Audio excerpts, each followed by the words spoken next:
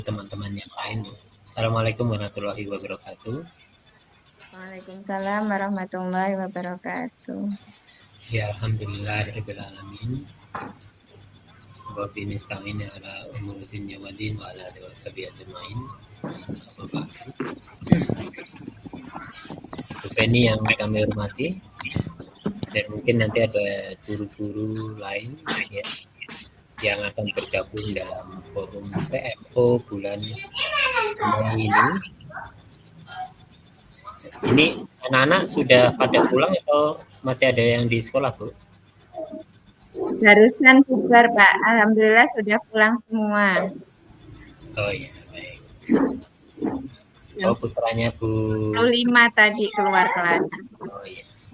Putranya Bu Santi itu SD gitu ya, Bu ya? Iya, Pak. Oh iya. Sekarang masih jemput di SD. SD-nya jauh, Bu, dari sana? Kurang lebih kalau perjalanan 10 menit nggak ada, Pak. Di Semat Insani, Pak, di Oh, di Sematin sana. Iya. IT ya, Bu ya? Iya. SDIT. Ya. Baik, Bu Feni dan Bu guru yang lain, pada hari ini kita akan kembali melanjutkan kita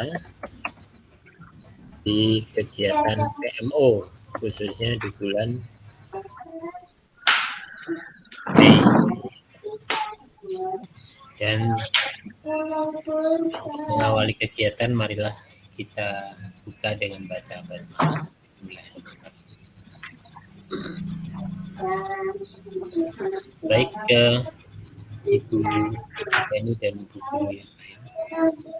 Kita mengetahui, memahami bahwa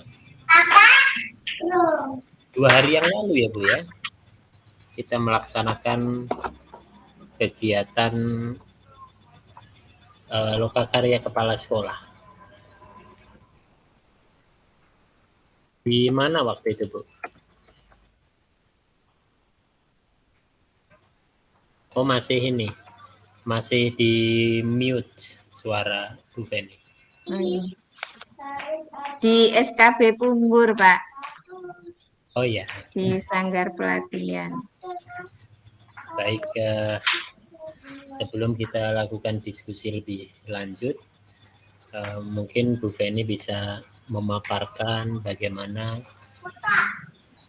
kondisi pelaksanaan kegiatan lokakarya tempo hari, kemudian adakah beberapa hal yang ingin disampaikan, kemudian kalau tidak salah ada LK yang harus dikerjakan ya, Bu ya? Iya, Pak. Lumayan. Iya, lumayan banyak ya, Pak ya. Ini silakan Bu Feni paparkan LK mana dulu yang akan disampaikan ya, kemudian nanti saya memberikan tanggapan-tanggapan dan mungkin ada beberapa masukan yang bisa kami sampaikan di sana. Silakan Bu Feni kalau ingin share screen, kami persilakan mempersiapkan.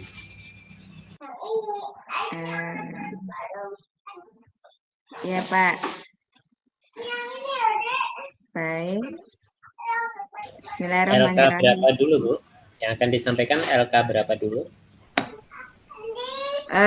Sebenarnya ini belum semua terisi, Pak, karena memang saya sendiri belum kirim ulang tugasnya. Namun sembari mengulang yang kemarin, kami awali dari LK1 saja, Pak. Yes, silakan. Agar lebih jelas sayanya. Kalau nanti ada masukan dari Bapak. Baik, bismillahirrahmanirrahim. Assalamualaikum warahmatullahi wabarakatuh. Terima kasih Bapak atas waktunya. Mohon maaf atas keterlambatan teman-teman masuk karena memang bertepatan biasanya jemputnya siang. Ini karena belajar tidak full, jadi sekarang sudah pulang, masih jemput. Insya Allah nanti setelah sampai rumah akan langsung masuk untuk guru kami.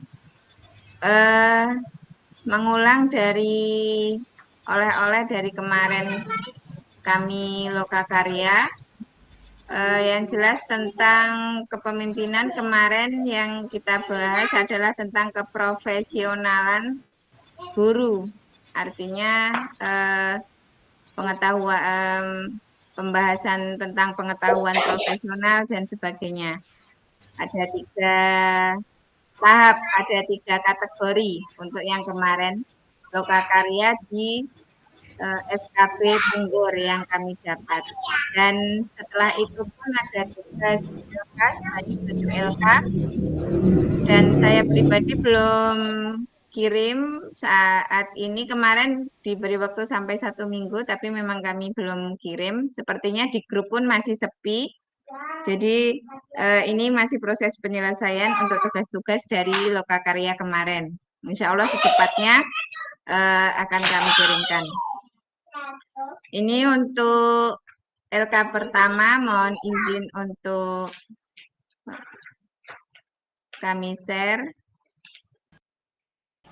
Silakan, Bu.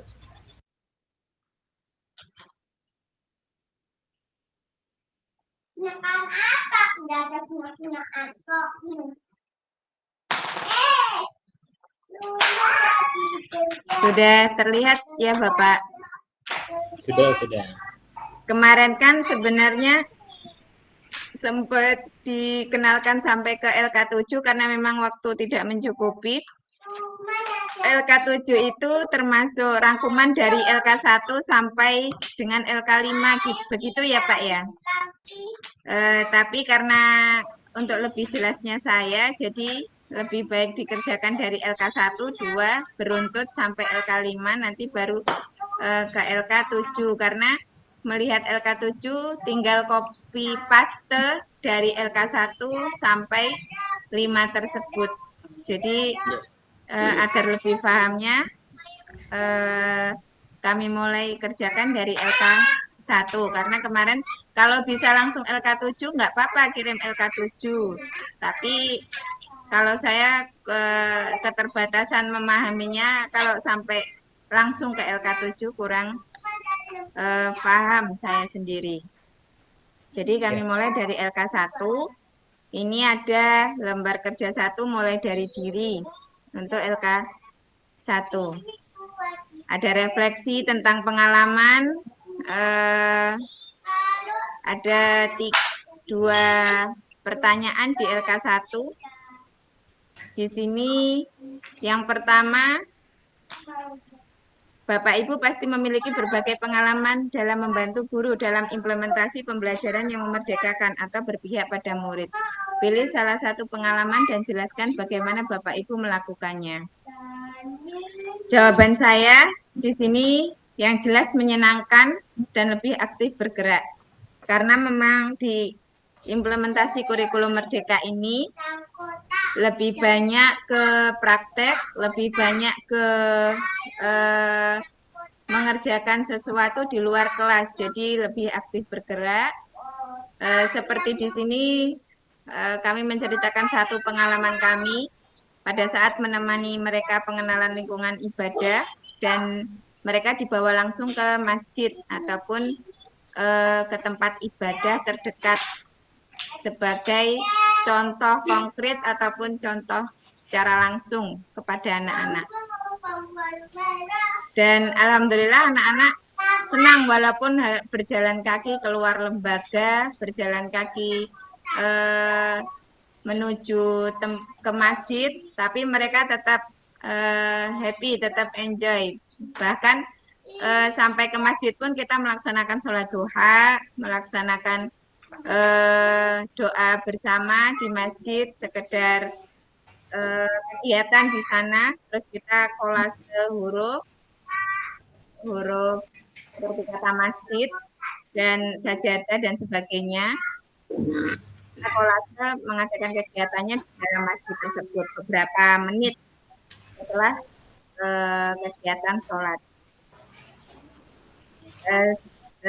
Pada saat itu jelas senang, walaupun yang mendampingi secara khusus adalah guru kami, saya hanya setidaknya memantau, tapi saya juga ikut ke sana dan melihat murid yang antusias pada saat itu, yang jelas kalau bahasa kami marem, jadi merasa gurunya juga merasa puas dengan hasil pada saat itu. Itu salah satu pengalaman dari kami di soal ataupun di pertanyaan nomor 1. Lalu yang kedua, ceritakan hal positif dari pengalaman tersebut dan apa tantangannya. Bagaimana mengatasi tantangan tersebut. Yang jelas, kegiatan positifnya tadi seperti yang sudah saya sampaikan bahwasanya anak lebih antusias, lebih aktif bergerak, lebih senang, lebih banyak pertanyaan karena dengan melihat contoh konkretnya. Terus kalau di sini kami utarakan tantangannya ke wali murid, tapi kalau ke anak-anaknya yang jelas karena keluar area atau keluar halaman sekolah, jadi tantangannya harus lebih aktif dalam penjagaan anak-anak kami karena memang kalau sudah keluar yang hobi lari ke sana ke sini dan gurunya lebih waspada, artinya ketika berjalan kaki menuju masjid yang kadang banyak motor lewat dan sebagainya itu menjadi tantangan tersendiri untuk gurunya. Harus lebih waspada dan menjaga mengajarkan anak kalau lewat itu di sebelah kiri, nanti depan kita lewatnya yang arah berlawanan lewat sebelah kanan kita, seperti itu. Jadi sembari mengenalkan anak-anak karena memang anak-anak ada yang bawa sepeda juga untuk ke sekolah, Pak. Jadi sebagian anak-anak mereka bawa sepeda sendiri, berangkat sendiri, pulang sendiri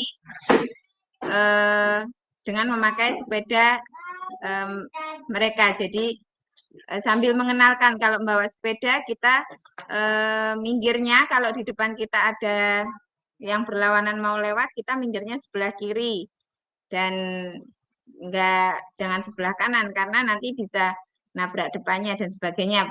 Ke bahasa kami, bahasa gurunya dalam memberikan arahan.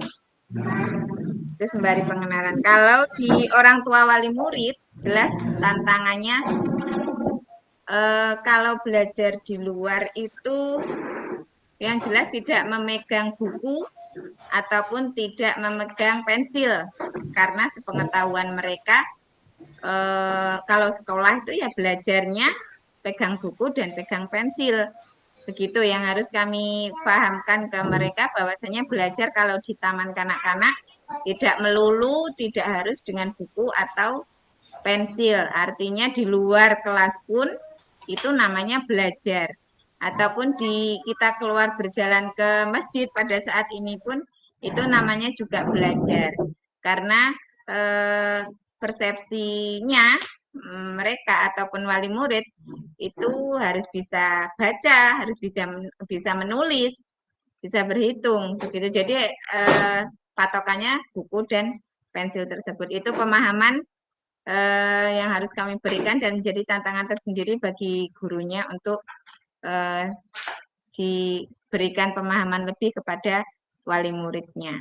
Karena memang kalau sering di luar, kalau setiap rapat sudah kami umumkan bahwasanya kalau kita keluar kelas ataupun kita ada kegiatan di luar, bukan berarti kita tidak belajar, tapi itulah belajar kita. Sudah sering kami beri seperti itu, mungkin hanya beberapa wali murid yang memang kurang marem bahasanya atau kurang marem itu ketika anaknya tidak belajar dengan buku ataupun dengan pensil. Sekian sementara Pak untuk LK1. Oke, kurang afdol ya Bu ya. Iya Pak, karena memang ada yang bilang Bu, ini kok belajarnya hari ini nggak menulis begitu bahasanya. Hari ini kok nggak menulis. Ya itu tadi termasuk belajar juga kalau di taman kanak-kanak begitu. Jadi ya pelan-pelan kami berikan arahan ke wali murid. Baik, terima kasih Bu Feni atas paparannya. Pada prinsipnya yang disampaikan tadi adalah bagaimana dalam fase fondasi ini pembelajaran memerdekakan pada murid itu bisa dilaksanakan dengan baik ya Bu ya. Dari pengalaman yang tadi sudah dijelaskan oleh Bu Feni.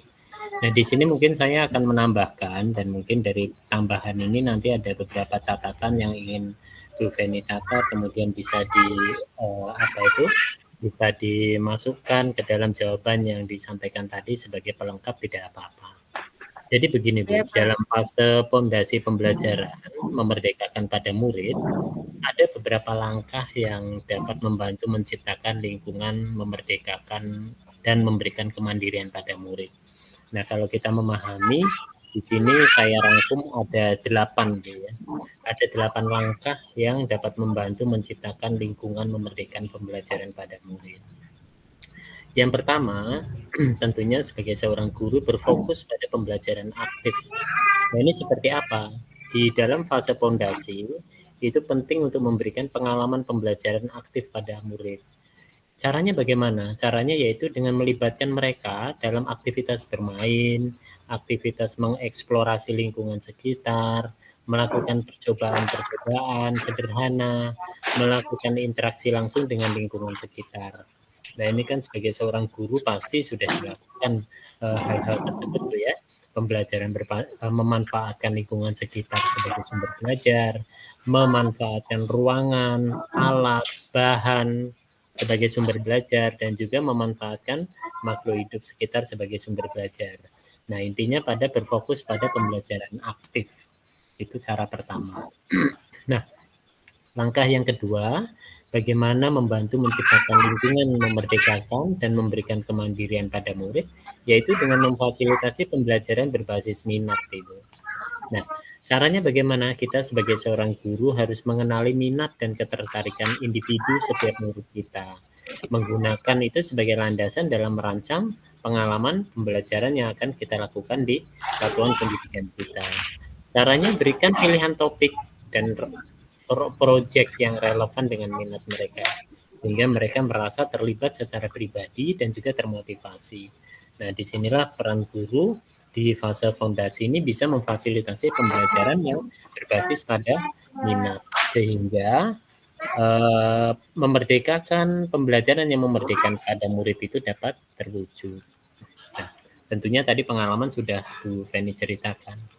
Tinggal ini secara teori kita coba hukum.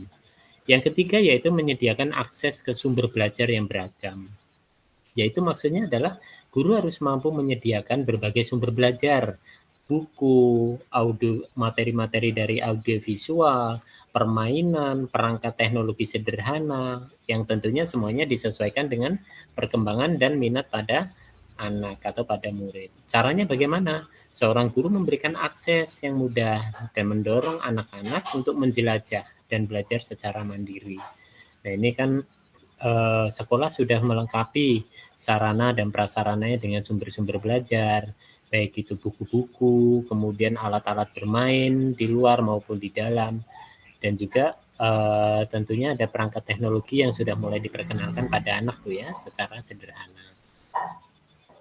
Yang keempat, cara yang dilakukan oleh guru ya dalam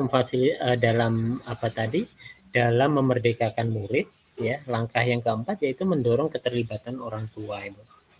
Yaitu maksudnya adalah melibatkan orang tua dalam proses pembelajaran. Pada fase fondasi ini sangatlah penting.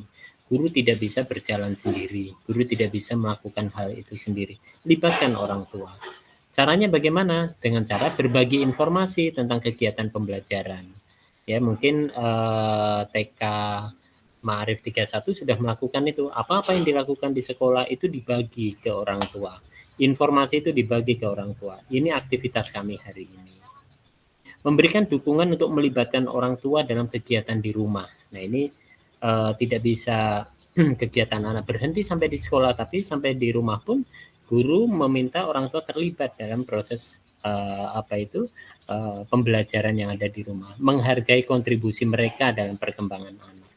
Apapun perkembangannya pada anak, tentunya tidak hanya campur tangan dari guru saja, tentunya dari orang tua juga pasti perannya ada. Nah, disitulah kita memberikan penghargaan atas kontribusinya, meskipun hanya dalam ucapan terima kasih Bu Nadia sudah menjadi lebih baik sekarang, bicaranya sudah sopan, kemudian sudah hormat pada orang tua, orang yang lebih tua. Nadia juga sudah jujur. Nah, hal-hal seperti itu disampaikan kepada orang tua. Yang kelima yaitu menyediakan lingkungan fisik yang memadai.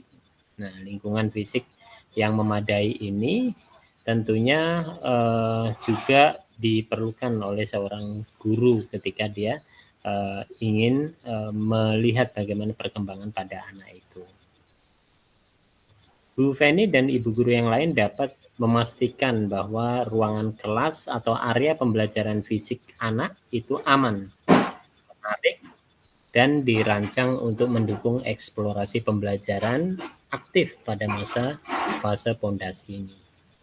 Sekolah diharapkan mampu menyediakan ya alat-alat bermain, arena bermain, kemudian peralatan yang relevan yang tentunya memungkinkan murid untuk melakukan eksperimen secara bebas.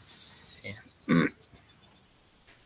Kemudian selanjutnya, sekolah diharapkan mampu untuk memberikan opsi dalam pengambilan keputusan, memberi waktu refleksi dan mendorong kerjasama dan komunikasi. Nah, ini yang harus dilakukan oleh sekolah dalam rangka memerdekakan murid pada fase pondasi. Baik, silakan yang kedua Bu Feni dibacakan untuk soal yang kedua, untuk LK yang kedua. Oke, silakan Bu. Untuk LK yang kedua.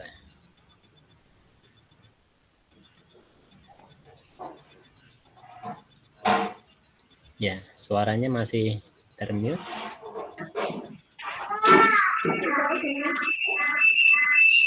Ya, soal yang kedua silakan Bu. Yang kedua kemarin sudah terisi belum ya? Coba.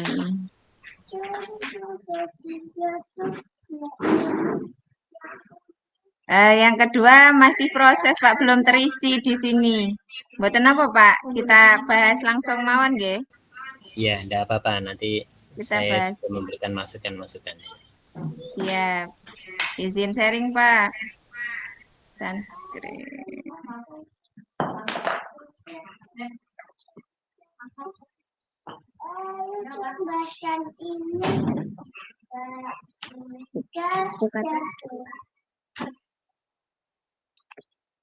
Terlihat nggih Pak? Nggih Bu, silakan. Untuk LK2 sebelumnya terima kasih Bapak atas masukannya tadi 8 langkah insya Allah kami implementasikan, kami laksanakan untuk kemajuan pembelajaran di lembaga kami. Untuk lembar kerja 2 ada eksplorasi konsep. Di sini kemarin sudah terisi sebenarnya tapi nggak ke-save sepertinya Pak, karena ternyata masih kosong atau di folder lain mungkin ini. Ingatnya kemarin sudah kirim kalau yang ini, tapi ternyata di sini masih kosong. Dibahas secara langsung ya Pak? Ya, nanti Bu Guru juga bisa memberikan masukan. Baik, untuk yang pertama dari eksplorasi konsep. Apa yang Bapak Ibu pahami tentang pembelajaran yang berpusat pada murid? Yang jelas pada pembelajaran yang berpusat pada murid adalah cara belajar yang lebih mengutamakan pada minat ataupun sesuai dengan keadaan yang ada pada murid tersebut. Artinya tidak melulu atau tidak selalu memaksakan tugas yang itu 100% dari gurunya. Artinya, secara singkat, pembelajaran yang berpusat pada murid adalah cara belajar yang mengutamakan minat ataupun bakat siswa dalam satu kelas. Artinya, contohnya, jika pada hari ini kita belajar tentang Garuda Pancasila sebagai lambang negara, di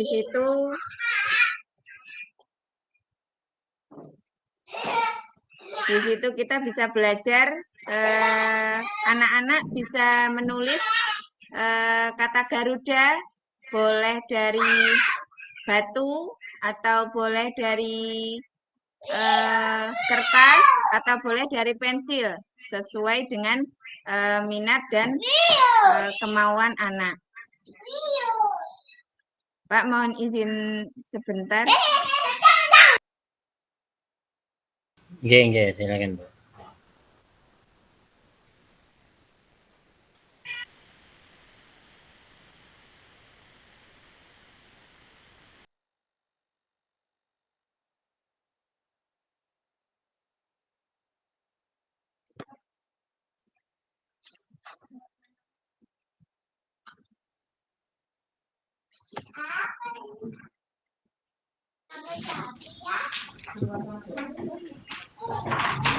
Ibu pengawas tidak hadir ya, Bu? Iya, Pak. Tadi sudah kirim belum ya? Sekarang sudah kami kabari, tapi beliaunya belum buka. Nggak tahu kalau sekarang Pak belum lihat HP lagi. Nanti kami infokan ulang ya, Pak. Ya, silakan, Bu. Untuk yang kedua, apa ciri-ciri pemimpin pembelajaran yang memerdekakan? Artinya kalau dalam kelas, pemimpin pembelajaran yang memerdekakan adalah seorang guru, artinya ataupun kepala sekolah itu sendiri. Kemarin untuk tugas ini kami menulis di kertas tugas di mall kami untuk waktu lokakarya kemarin. Di sini saya menjawab ciri-ciri dari pemimpinnya pembelajaran yang memerdekakan adalah yang pertama tidak memaksakan kehendak sendiri.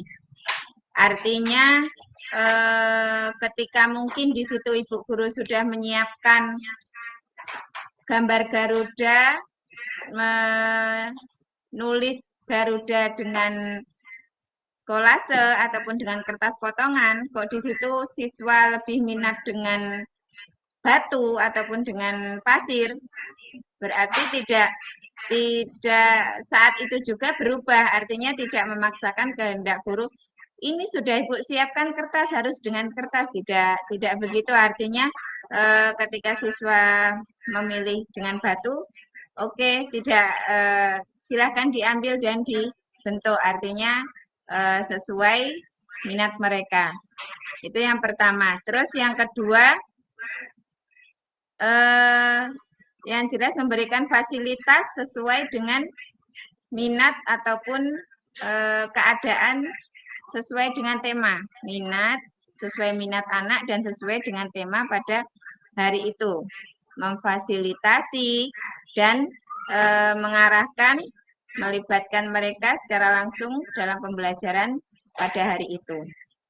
Itu jawaban saya waktu lokakarya kemarin. Karena kemarin kami di tugas 2 ini menulis di kertas karton dan itu kami menyebutnya sebagai mall. Artinya satu dari kami menulis di satu karton. Kami ada 7 lembaga kemarin dalam satu kelas. Jadi ada 7 karton di situ dan di LK2 ini yang dituliskan di kertas tersebut. Pada akhirnya ataupun ending dari LK2 ini kemarin adalah presentasi, namun tidak mempresentasikan punya sendiri atau punya pribadi, tapi harus berbelanja ke mall yang lain atau ke sekolah yang lain. Itu tugas kemarin. Jadi alhamdulillah ini ada kita presentasi untuk sekolah kami untuk di LK2 ini. Untuk yang nomor 3, apa yang harus dilakukan kepala sekolah sebagai pemimpin pembelajaran dalam mewujudkan merdeka belajar? Kemarin jawaban saya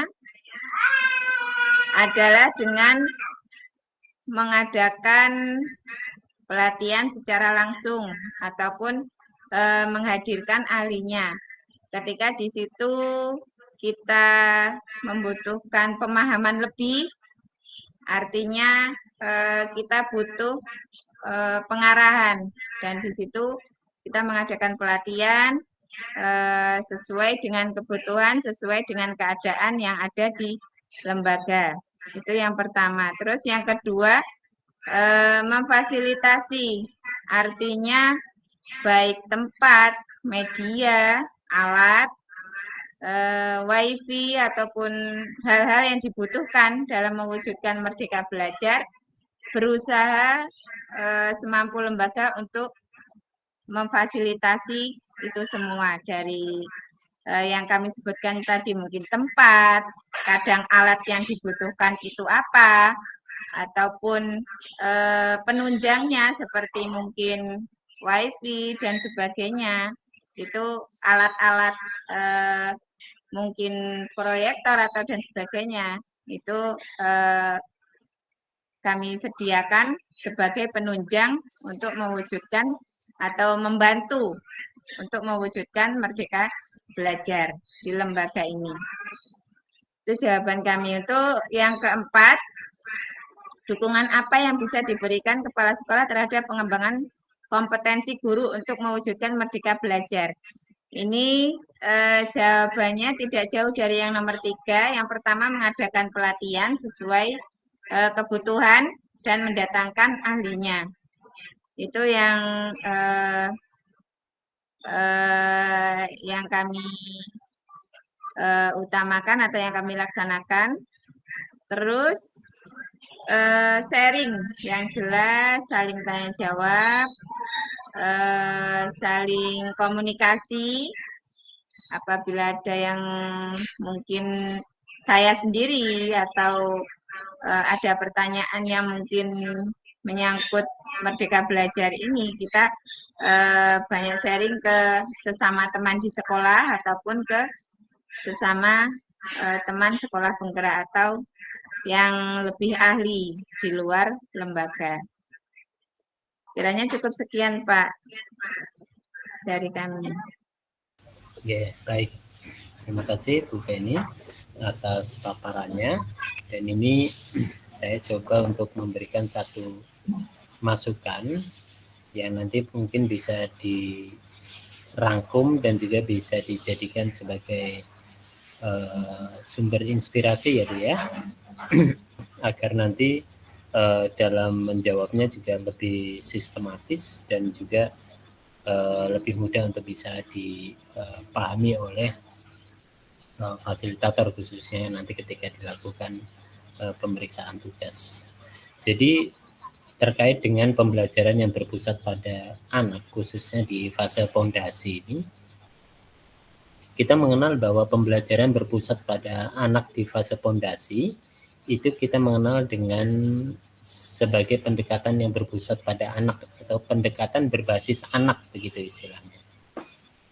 Yaitu suatu pendekatan dalam proses pembelajaran di mana kita menempatkan anak sebagai subjek utama dari pengalaman pembelajaran mereka. Nah, di fase fondasi ini, Bu Feni dan Ibu Guru yang lain merujuk pada periode awal perkembangan anak atau yang biasanya meliputi usia balita hingga usia prasekolah. Suara saya jelas ya Bu ya, sampai di sana? Yeah. Baik. Di pembelajaran yang berpusat pada anak ini, di fase fondasi ini, didasarkan pada pemahaman bahwa anak pada tahap ini memiliki kemampuan alami untuk belajar dan menjelajah dunia sekitar mereka, lingkungan mereka, eksplorasi lingkungan mereka. Mereka aktif, mereka penasaran, mereka berinteraksi dengan lingkungan mereka. Nah, untuk itu pendekatan ini akan menekankan pada pengalaman mereka secara langsung. Pengalaman bermain, pengalaman mengeksplorasi dengan cara-cara yang utama yang agar anak-anak itu belajar. Nah, Bu Feni dan Ibu guru yang lain, di sini saya merangkum ada 5, Ibu. Ada 5 prinsip utama pembelajaran yang berpusat pada anak, khususnya di fase fondasi ini. Apa saja itu? Yang pertama yaitu belajar melalui bermain. Nah, kita sudah memahami bahwa di fase fondasi ini belajar dilakukan sambil bermain. Yaitu anak-anak belajar melalui kegiatan bermain. Anak-anak belajar melalui kegiatan berinteraksi dengan lingkungan mereka. Permainan yang struktur, permainan yang terprogram, ataupun permainan yang tidak terstruktur, itu akan memberikan kesempatan bagi anak untuk mengembangkan keterampilan sosial mereka, keterampilan motorik mereka, keterampilan kognitif mereka, dan juga keterampilan bahasa mereka. Itu yang pertama. Jadi itu prinsip utama dalam pembelajaran berpusat pada murid di fase fondasi. Prinsip utama yang kedua yaitu fokus pada minat anak. Jadi pembelajaran yang berpusat pada anak itu memperhatikan minat dan kebutuhan individu di setiap anak. Di sini peran guru atau peran pendidik mengamati dan mendokumentasikan minat anak tersebut. Kemudian merancang pengalaman pembelajaran yang relevan dan menarik, tentunya berdasarkan minat tersebut. Itulah bagaimana peran guru di pembelajaran berpusat pada anak ini. Kemudian prinsip utama yang ketiga pembelajaran berpusat pada anak di fase fondasi ini adalah lingkungan pembelajaran yang mendukung. Lingkungan pembelajaran yang mendukung yaitu maksudnya adalah lingkungan pembelajaran yang menyenangkan, lingkungan pembelajaran yang aman, dan lingkungan pembelajaran yang menantang yang disediakan untuk anak-anak tentunya. Nah, ruang kelas ini Ibu Guru atur sedemikian rupa sehingga anak-anak dapat bebas menjelajah dan belajar melalui berbagai kegiatan bermain pada anak. Nah, jadi silakan di sini peran Bu Guru dalam mendesain kelas seperti apa. Yang 4 adalah peran guru sebagai fasilitator. Nah, guru tidak hanya berperan sebagai pengajar saja, tapi lebih berperan sebagai fasilitator. Guru berperan sebagai fasilitator dalam memberikan pembelajaran yang berpusat pada anak. Seperti apa yang dilakukan oleh guru? Mereka mengamati, mereka mendengarkan, mereka merespon kebutuhan anak, dan memberikan bimbingan serta dukungan yang sesuai dengan perkembangan individunya. Dan yang terakhir adalah kolaborasi dan komunikasi. Jadi antara anak dengan rekannya itu dibangun komunikasi yang baik. Kemudian anak diajak untuk berinteraksi, anak untuk diajak untuk berbagi ide dan memecahkan masalah secara bersama. Baik, itu sedikit yang bisa saya tambahkan untuk pendapat di siang hari ini, Bu.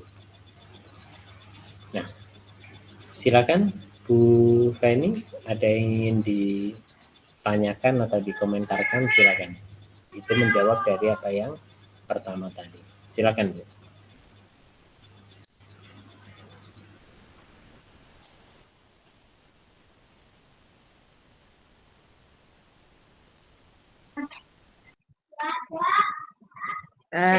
Baik, terima kasih Bapak atas masukannya.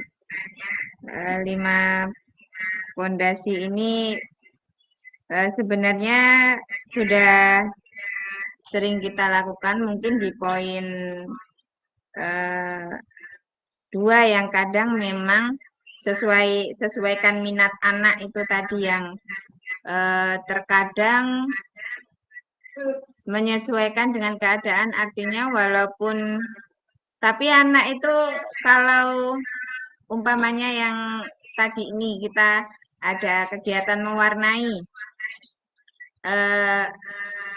mereka itu minatnya sama Pak, artinya begini, ketika mungkin 1-2 anak yang meminta, ya Bu mainan dengan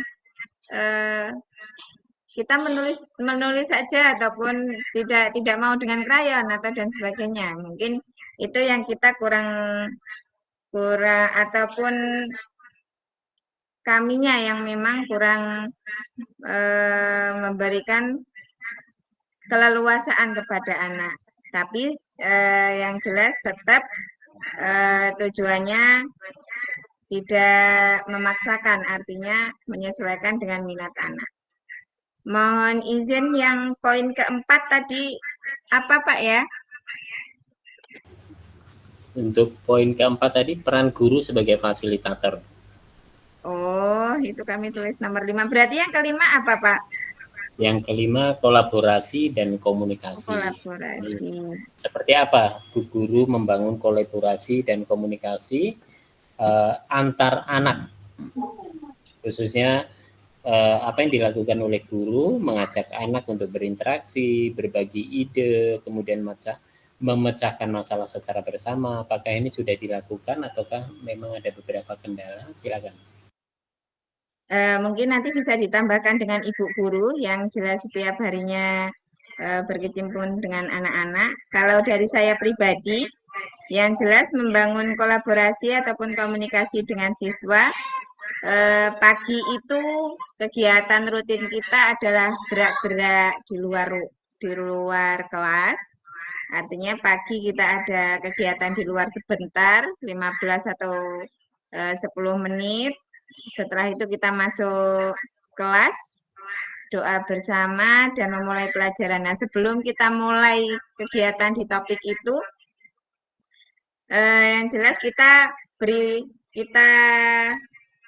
kasih pertanyaan, artinya kita beri pengetahuan untuk tema di hari itu. Umpamanya contohnya hari ini kita mengenal lambang negara Indonesia yaitu burung Garuda. Hari ini kita mau belajar burung Garuda. Anak-anak tahu pernah lihat burung Garuda seperti apa dan sebagainya. Kita beri pertanyaan-pertanyaan seperti itu. Setelah itu kita ajak mereka untuk mengenal tulisan dari Garuda itu hurufnya apa aja dan sebagainya. Dari situ menyambung, artinya kalau kita sudah mengawali pertanyaan seperti itu, mereka menyambung, Bu, kita nulis dulu aja, menulis atau entah itu didikte huruf G seperti apa, huruf A seperti apa, dan sebagainya. Sampai mereka kenal dengan nama ataupun kata huruf dari kata Garuda, burung Garuda itu, dan bercerita ataupun bernyanyi secara singkat. Kalau saya pribadi, karena memang saya pribadi tidak ahli dalam bercerita seperti mendongeng. Jadi mungkin kalau saya pribadi cerita ya cerita secara singkatnya, kalau burung Garuda seperti ini menjadi lambang negara Indonesia dan sebagainya. Kiranya cukup sekian Pak dari saya. Silakan Bu Guru, ada yang ingin menambahkan? Membangun kolaborasi kan. Ya. Tadi untuk pertanyaan kedua terkait dengan pemimpin pembelajaran yang memerdekakan Ibu ya. Silakan dicek lagi untuk yang pertanyaan kedua.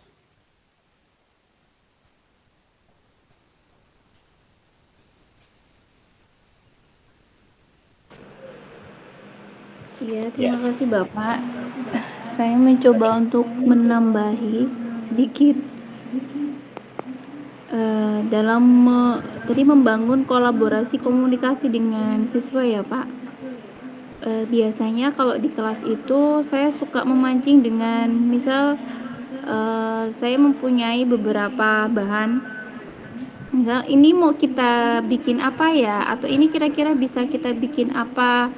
Nanti ada yang aktif, Bu bisa bikin ini, misalnya batu nanti kita bisa bikin ini, atau misalnya stik es krim nanti kita bisa buat gantungan atau apa, seperti itu biasanya. Jadi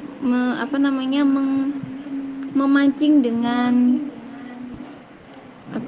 pertanyaan ataupun mengajak mereka untuk berpikir atau mempunyai ide, seperti itu biasanya, Bapak. Terima kasih.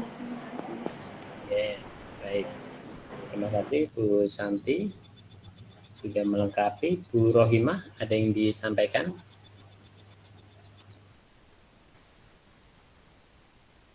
Ya, baik.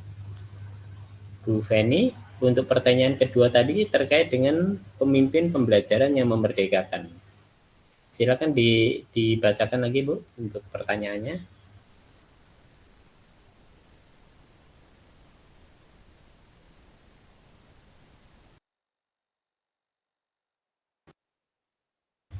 Ya, untuk pertanyaan kedua, Bu.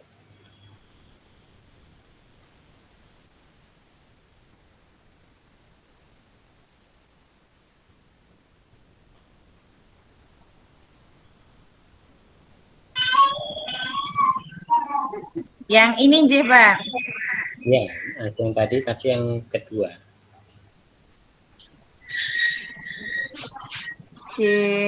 Ini dari jawaban kami kemarin, kalau ciri-ciri pemimpin yang memerdekakan, yang pertama tidak memaksakan keinginan pribadi guru untuk siswa. Yang kedua, memahami kesukaan atau minat gaya belajar siswa. Yang ketiga, memberi fasilitas pembelajaran sesuai dengan tema pada hari tersebut.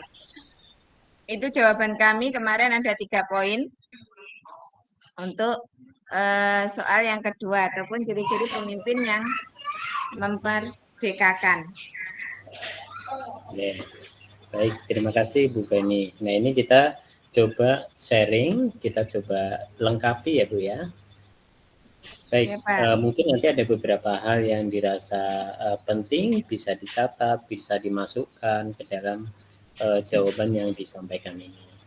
Jadi pemimpin pembelajaran yang memerdekakan ini, mereka harus mampu menciptakan lingkungan pembelajaran yang memungkinkan setiap individu yang di dalamnya untuk mencapai sebuah kemandirian, mampu memotivasi orang untuk melakukan eksplorasi, mampu mengembangkan potensi mereka secara optimal.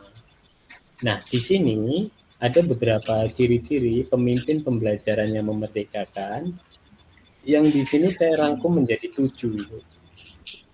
Dari 7 ini nanti kita lakukan evaluasi diri, apakah kita sudah melakukannya ataukah belum. Jika sudah, berarti jika sudah banyak dari 7 tersebut kita lakukan, ya paling tidak kita sudah mendekati pemimpin pembelajaran yang memerdekakan. Seperti apa ciri-cirinya? Yang pertama, seorang pemimpin memberikan kebebasan dan otonomi tentunya. Nah, maksudnya adalah pemimpin pembelajaran yang memerdekakan, yaitu yang mampu atau pemimpin yang mampu memberikan kebebasan kepada individu dalam mengambil sebuah keputusan, ya, mengatur proses pembelajaran, mengembangkan minat mereka. Pemimpin juga harus memperlihatkan kepercayaan pada kemampuan individu dan memberikan ruang untuk eksplorasi kreatif. Jadi seorang pemimpin pembelajaran yang memerdekakan, dia tidak berdiri sendiri. Dia harus mampu memberikan kebebasan di orang-orang sekitar yang dia pimpin, ya, untuk mengambil sebuah keputusan. Mungkin Bu Feni ketika ingin mengambil sebuah keputusan dilakukan rapat secara bersama. Dan disitulah seorang pemimpin memberikan kebebasan otonomi pada orang-orang yang dipimpinnya. Ciri yang kedua dari seorang pemimpin pembelajaran yang memerdekakan yaitu mereka mampu mendorong keterlibatan aktif. Seorang pemimpin pembelajaran yang memerdekakan mampu mendorong keterlibatan aktif dari masing-masing individu. Seorang kepala sekolah mampu mendorong guru-gurunya untuk berpikir dan terlibat secara aktif dalam pengambilan sebuah keputusan. Pemimpin harus mampu menggali minat dan kebutuhan individu, melibatkan mereka dan proses pengambilan keputusan, dan juga memberikan tanggung jawab yang relevan dengan kemampuan dan minat mereka. Nah, ini mungkin bisa dilakukan evaluasi balik atau kilas balik, apakah selama ini kepala sekolah atau pemimpin sudah melibatkan para guru secara aktif dalam mengambil sebuah keputusan. Yang ketiga yaitu memfasilitasi pembelajaran yang kolaboratif. Seperti apa itu? Yaitu pemimpin pembelajaran yang memerdekakan, mengakui pentingnya kerjasama dan kolaborasi dalam proses pembelajaran. Seorang pemimpin diharapkan mampu menciptakan kesempatan bagi individu untuk bekerja sama, berbagi ide, memecahkan masalah bersama, membangun pemahaman yang lebih baik, dan juga interaksi dengan orang lain. Nah, ini juga merupakan concern atau fokus dari seorang pemimpin pembelajaran yang memerdekakan. Harus bisa membangun sebuah kolaborasi, itu harus bisa menggerakkan organisasi untuk saling mendukung ke arah yang lebih baik. Ciri yang keempat dari seorang pemimpin pembelajaran yang memerdekakan adalah menghargai keberagaman. Kita memahami bahwa pemimpin pembelajaran yang memerdekakan itu dituntut untuk mampu menghargai keberagaman masing-masing individu dalam hal latar belakang, dalam hal minat, dalam hal kemampuan. Kita sadar bahwa masing-masing dari individu yang kita pimpin itu memiliki latar belakang yang berbeda-beda, kemampuan yang berbeda-beda, yang tentunya itu harus kita hargai. Bentuknya seperti apa? Ya, mereka mampu menciptakan lingkungan yang inklusif, lingkungan yang mendorong individu untuk menghormati perbedaan, belajar satu sama lain, memperkaya pengalaman pembelajaran melalui perspektif yang beragam. Ini juga hal yang tidak boleh kita pungkiri bahwa peran dari seorang pemimpin di sini adalah menghargai keberagaman itu. Seorang pemimpin tidak hanya dituntut untuk memimpin saja, tapi harus bisa menghargai keberagaman yang ada. Seperti tadi yang sudah kami sebutkan di awal, bagaimana latar belakang dari orang-orang yang kita pimpin ini memiliki satu keberagaman yang berbeda-beda. Nah, selanjutnya terkait dengan ciri pemimpin pembelajaran yang memerdekakan. Yang kelima adalah dia harus mampu membangun keterampilan metakognisi. Seperti apa keterampilan metakognisi itu? Yaitu pemimpin pembelajaran memerdekakan yang diharapkan mampu membantu individu mengembangkan keterampilan metakognisi. Apa itu? Yaitu pemahaman diri tentang cara mereka belajar, mengatur diri, memecahkan masalah. Mereka mengajarkan strategi pemecahan masalah, mereka mengajarkan refleksi, mereka mengajarkan pemantauan diri, sehingga individu dapat mengelola pembelajaran mereka secara efektif. Guru juga harus dituntut untuk demikian. Kepala sekolah apalagi, dia harus bisa membangun keterampilan metakognisi dari orang-orang yang dipimpinnya. Nah, ciri yang keenam dari pemimpin pembelajaran yang memerdekakan, yaitu dia mampu membantu mengembangkan kepercayaan diri. Ini sangat penting sekali, bahwa seorang pemimpin harus bisa memotivasi, membangun kepercayaan diri pada orang-orang yang dipimpinnya. Pemimpin pembelajaran yang memerdekakan mampu memberikan dukungan, mampu memberikan pujian, mampu memberikan umpan balik yang membangun, yang konstruktif kepada individu-individu yang dipimpinnya. Jadi setiap dari kita tentunya butuh satu kepercayaan diri lebih, yaitu melalui pujian, melalui penghargaan. Ini juga diperlukan tidak hanya anak atau peserta didik kita saja, tapi guru pun juga memerlukan seperti itu. Dan disinilah peran pemimpin atau dalam hal ini kepala sekolah itu sangat berperan. Pemimpin harus mampu membantu individu mengembangkan kepercayaan diri dalam kemampuan mereka, merayakan prestasi mereka, membantu mereka mengatasi hambatan yang mungkin mereka hadapi dalam proses pembelajaran. Nah, mungkin Bu Feni juga sering mengadakan satu rapat internal dengan guru terkait dengan proses pembelajaran, atau memberikan kesempatan kepada guru setelah mengikuti kegiatan-kegiatan pelatihan untuk sharing, untuk berbagi ilmu, berbagi praktik baik kepada rekan yang lain.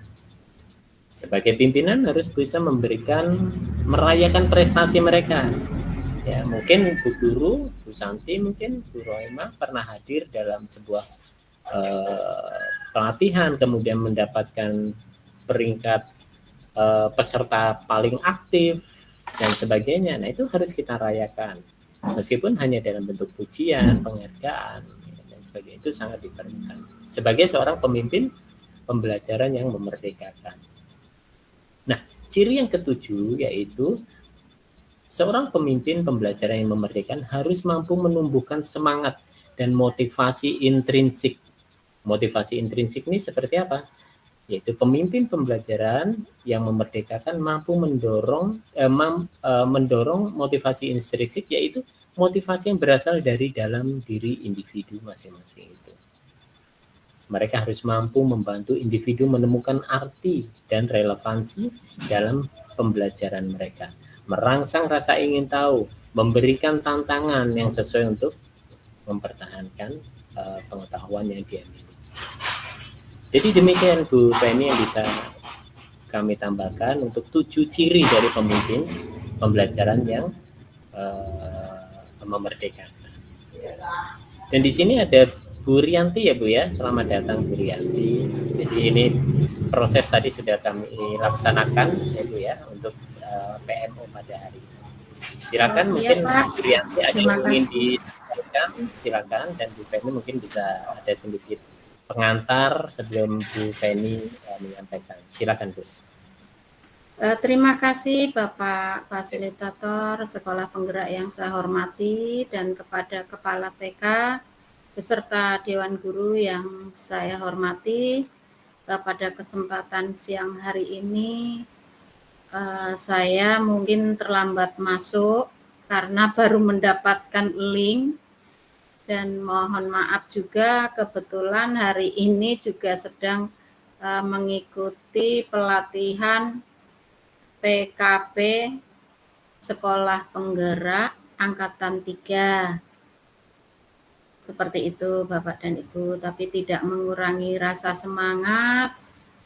Saya sangat mengapresiasi kegiatan yang dilakukan oleh lembaga TK tersebut berkat dukungan, bimbingan Bapak Fasilitator. Semoga dengan adanya bimbingan pengarahan Bapak Fasilitator akan mendapatkan ilmu pengetahuan yang dapat diterapkan di lembaga TK tersebut. Nah, dengan demikian saya juga sangat mendukung dan mengapresiasi kegiatan ini dengan adanya sekolah penggerak. Itu lembaga TK Ma'arif ini sudah mengalami perubahan demi tahap, bertahap, ya, demi tahap bertahap sudah mulai perubahan Pak. Terima kasih sekali, semoga ke depannya dapat mewujudkan program-program yang telah disepakati dan yang telah diprogramkan. Mudah-mudahan berjalan dengan adanya perubahan zaman. Sekarang ini kan zamannya sudah merdeka seperti itu. Nah, apalagi perubahan kurikulum ini kita perlu menyesuaikan. Dengan adanya perubahan kurikulum ini kita memang ya perlu menyesuaikan, dan melalui penyesuaian tersebut itu diharapkan setiap peserta didik dapat menyesuaikan diri dengan baik pada lingkungan sekolah, lingkungan masyarakat, seperti itu. Dan membahas tentang kurikulum itu penerapan kurikulum di TK tersebut, kurikulum itu berisikan ya sekumpulan rencana, ya seperti program sekolah penggerak ini ya, sekumpulan rencana, tujuan, dan materi-materi pembelajaran yang akan menjadi acuan atau pedoman ya, akan menjadi pedoman bagi setiap guru, dan setiap guru itu berupaya bisa mencapai target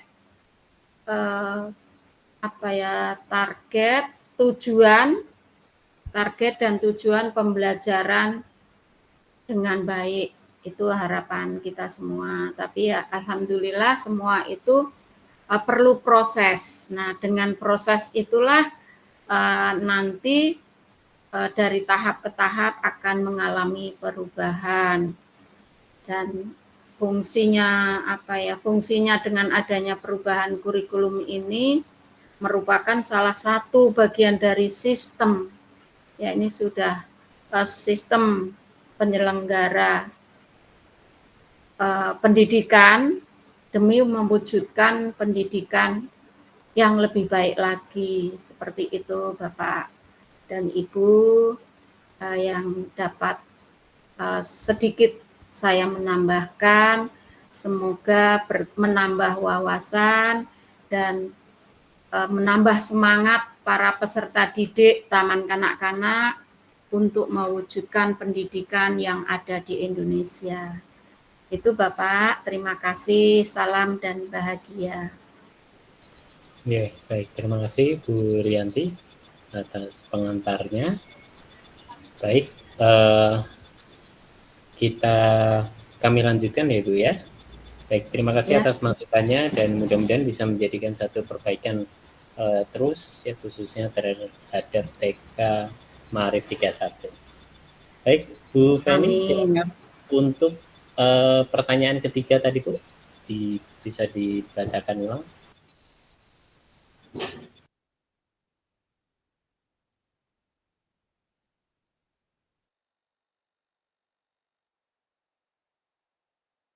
Ya, untuk pertanyaan ketiga, silakan Bu.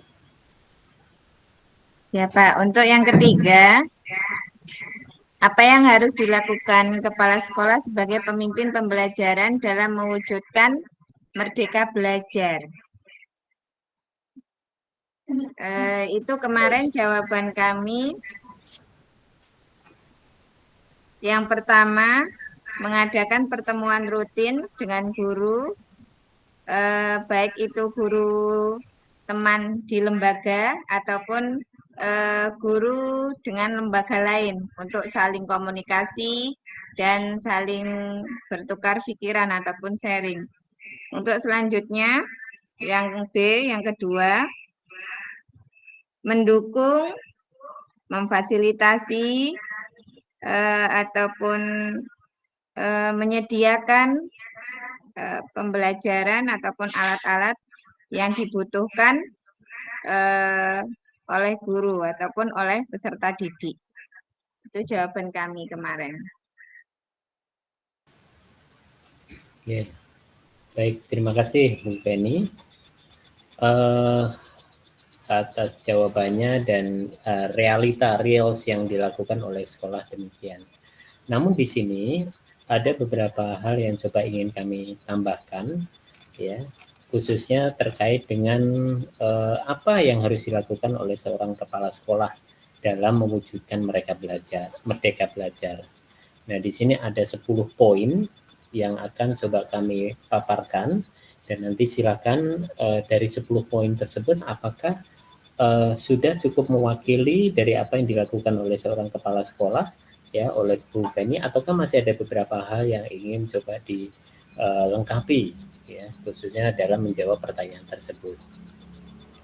Kita memahami bahwa sebagai seorang kepala sekolah ada beberapa langkah yang akan ibu-ibu lakukan dalam mewujudkan Merdeka Belajar di satuan pendidikan itu masing-masing. Ya, khususnya di TK Ma'arif 31.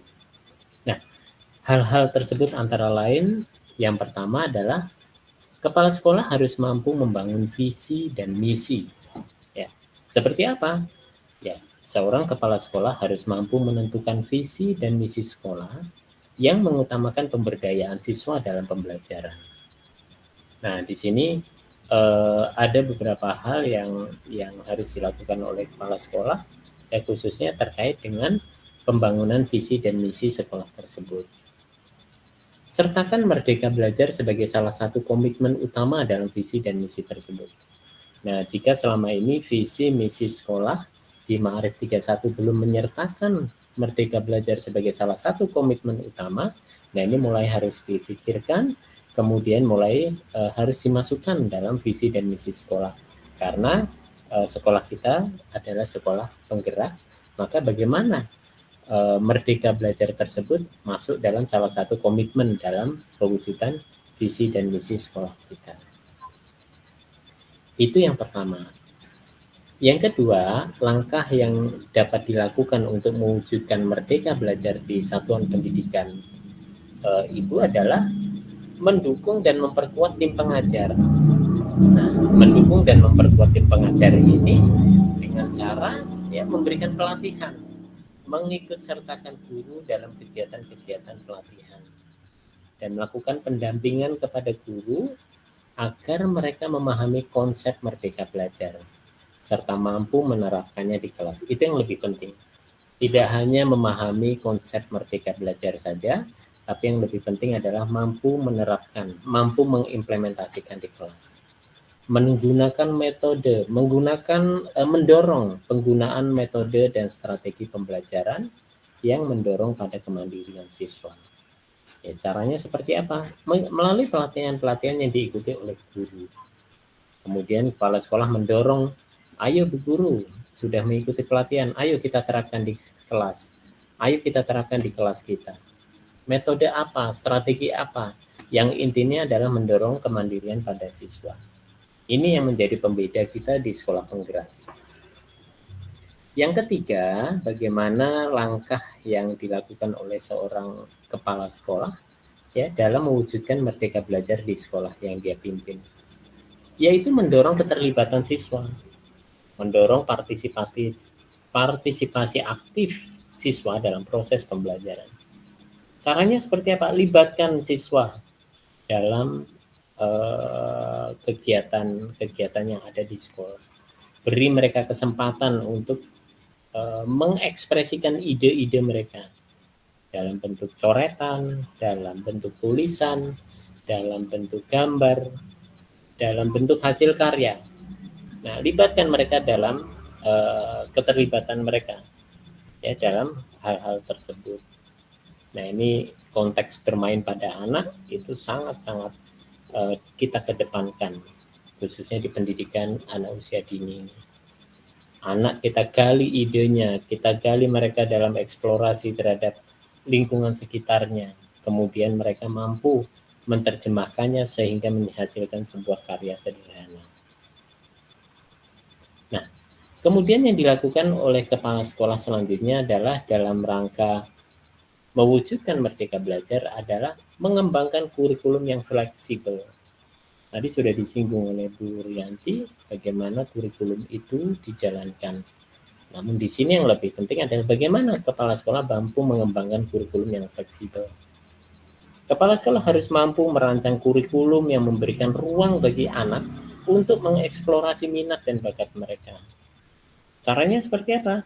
Kita sesuaikan pembelajaran dengan gaya belajar siswa.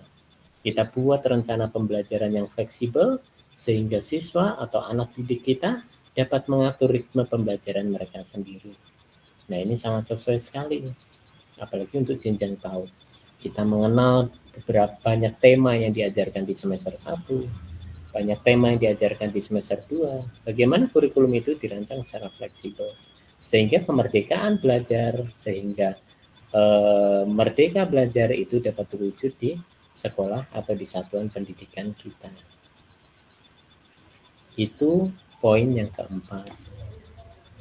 Poin yang kelima adalah memfasilitasi pembelajaran yang kolaboratif. Pembelajaran yang kolaboratif ini seperti apa? Yaitu kolaborasi antara siswa dalam pembelajaran. Kita berikan ruang untuk mereka kerja kelompok, untuk melakukan proyek bersama, untuk melakukan kolaboratif lainnya.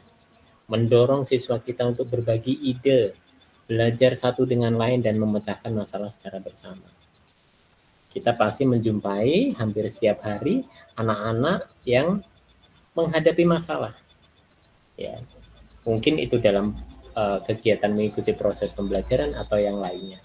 Nah, bagaimana peran seorang guru ketika anak menghadapi satu masalah? Tentunya memberikan satu stimulasi, memberikan satu dorongan kepada anak untuk mencari solusi dari masalah yang dihadapi. Dan memberikan penghargaan ketika mereka mampu menyelesaikan masalah yang dihadapi. Yang keenam adalah menggunakan sumber daya teknologi. Nah, ini sebagai seorang kepala sekolah harus bisa mengedepankan sumber daya teknologi ini sebagai apa? Sebagai alat untuk mendukung merdeka belajar. Caranya adalah dengan memberikan akses ke perangkat, memberikan akses aplikasi yang relevan sehingga anak, guru, ya, dan juga guru dapat mengakses informasi, dapat melakukan belajar mandiri, berkomunikasi dengan sesama pengajar, dengan sesama siswa. Nah, ini sekolah memfasilitasinya. Ya, mungkin kita sudah tidak asing bisa menggunakan laptop pribadi kita untuk menunjang proses pembelajaran. Lebih menarik, lebih mengesankan bagi anak. Dan pembelajaran juga lebih variatif. Guru juga akan lebih kreatif ketika menggunakan media sebagai media pembelajaran. Itu langkah yang keenam. Langkah yang ketujuh sebagai seorang kepala sekolah dalam mendukung merdeka belajar ini adalah mendorong pengembangan keterampilan metakognisi. Nah, tadi sudah disinggung di awal. Metakognisi seperti apa?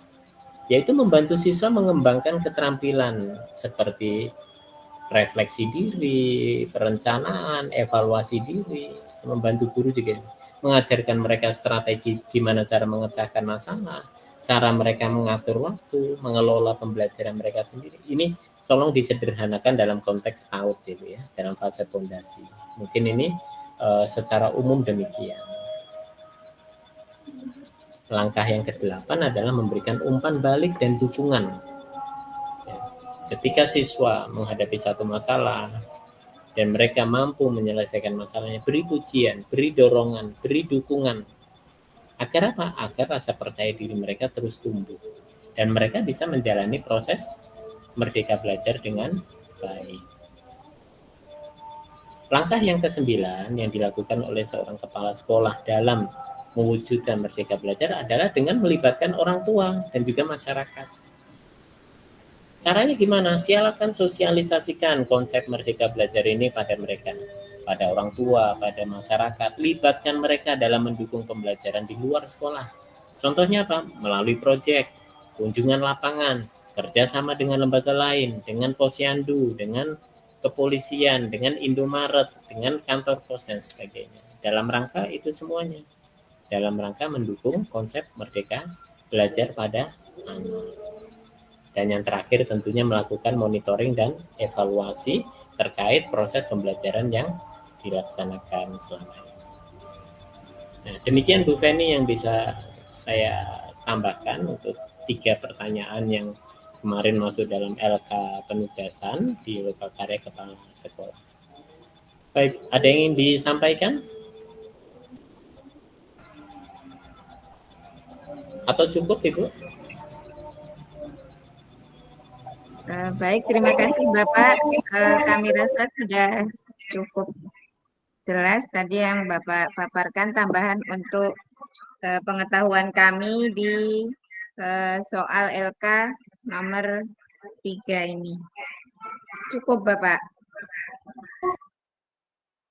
Baik, jika cukup, dan ini tidak terasa juga sudah masuk waktu libur. Dan mungkin kita cukupkan dulu pertemuan PMO kita pada siang hari ini ya Bu ya. untuk bulan Mei ini. Saya ucapkan terima kasih kepada Ibu Rianti, Ibu pengawas yang sudah hadir ya dalam kegiatan PMO pada hari ini. Terima kasih. Dan juga Bu Feni selaku Ibu Kepala Sekolah TK Ma'arif 31. Terima kasih atas partisipasinya. Terima kasih Bu Santi, terima kasih Bu Rohimah atas partisipasinya. Baik Ibu-Ibu sekalian, marilah kita tutup kegiatan PMO pada hari ini dengan membaca hamdalah. Alhamdulillahirabbil alamin. Saya pribadi mohon izin, mohon maaf mungkin dalam selama interaksi hari ini ada beberapa hal yang kurang berkenan. Terima kasih. Wabillahi taufiq wal hidayah. Wassalamualaikum warahmatullahi wabarakatuh. Waalaikumsalam warahmatullahi wabarakatuh. Izin untuk Terima kita ketemu lagi nanti di bulan depan. Terima kasih Bu Rianti, Bu Feni, Bu Rohimah, dan Bu Santi.